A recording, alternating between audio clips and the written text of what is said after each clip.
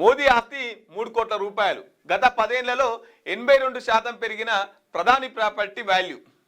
2014లో రాహుల్ ఆస్తి 9 కోట్లు, 2024లో 20 కోట్లు. వరుసగా 3 సార్లు గెలిచిన ఎంపీ ఆస్తులపై ఏడీఆర్ రిపోర్ట్.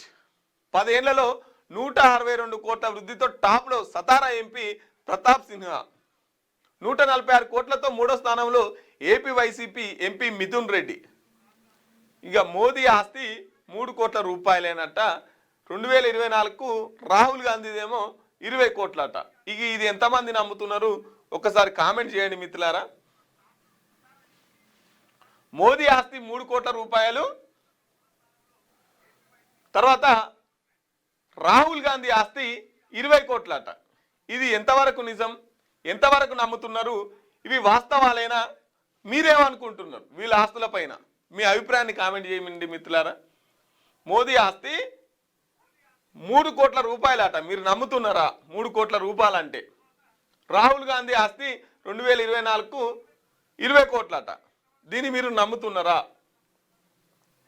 ఈ రిపోర్ట్ వాస్తవమేనా? ఒక్కసారి మీ అభిప్రాయాన్ని కామెంట్ చేయండి.